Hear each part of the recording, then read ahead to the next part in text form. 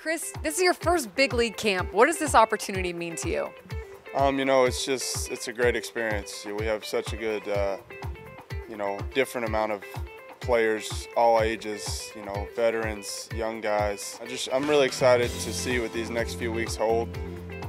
Learning from all these older veterans, just picking their brain, going to dinner. It's a special moment, like you said.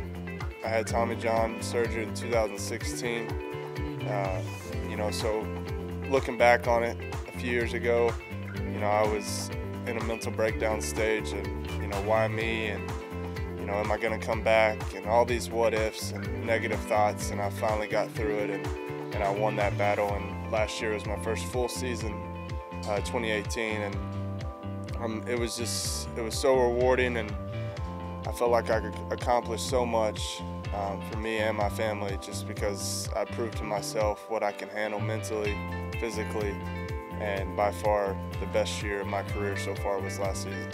You played in single A, you played in double A, you did so well in both of those. What did that do for you and for your confidence going forward? It's just like you just said, it's the confidence. Why was I successful? Personally, I think is because I'm a big believer in setting your goals high. I've always been a believer in, try and reach something that's never been done before. Yes, I had a good year, but I was just so excited to be able to get back on the mound and compete and, have the clubhouse talks and be able to crack jokes with the coaches in the dugout. And, there's so much that brings to the table besides just baseball. What are your expectations on cracking the opening day roster? I'm going to be honest with you. This is my first big league spring training, but I'm going to give the Padres front office the hardest decision they're going to have to make.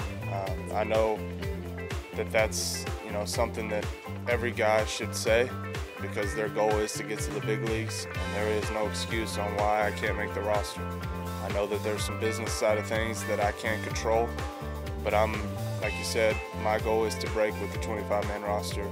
I wouldn't say I'm headhunting this spring training, because that's not what I'm trying to do, but we're all competing for a spot, and it's wide open right now, and I'm really looking forward to getting these games on the road. And do you anticipate that your innings limit or your innings ceiling might be this coming year, just coming off of Tommy John like you have been?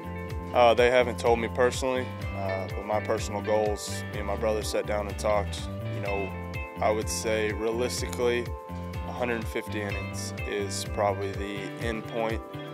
Just talking to you right here, it seems like baseball just means a lot to you in this whole grind. Have you always been intense? Has this always been just deeply rooted in you? It has. I had two older brothers that, they played ball growing up, and me being the younger brother, I got picked on as a kid, unfortunately, but in a good way. It made me who I am today. Single mom most of her life. I have so many reasons why I push myself daily.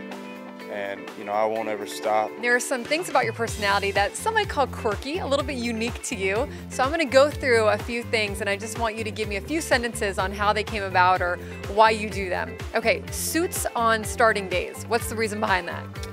It's, if you look good, you feel good, you play good. That's something that's kind of stuck with me.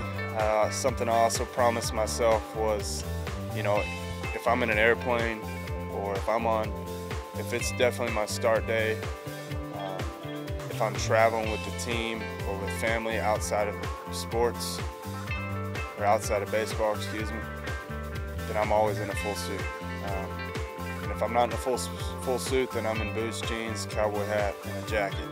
And the boots and the cowboy hat, Austin, Texas guy right here, right? Like that's an ode to Texas. You got to represent Texas, and I'm a big believer in, everybody gives me a hard time about the hat and the boots and the starch jeans, but at the end of the day, I think it's cool, that they notice that, and that we have that connection to where they know they can pick on me and give me a hard time, and I'm not going to change who I am.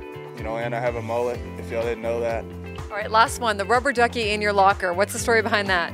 Honestly, I have no background on it. It's just I found it in a double-A locker, on one of my first starts, and I was like, you know what, this is a lucky rubber ducky. It just gives me some luck, throughout the day. Just a reminder, I look up there and I can't help but to laugh. Why in the world why do I have a rubber duck on my locker? So. Lucky rubber ducky, you don't need a better reason than that. Chris, thank you so much. We appreciate your time. Good luck this season. Thank you so much.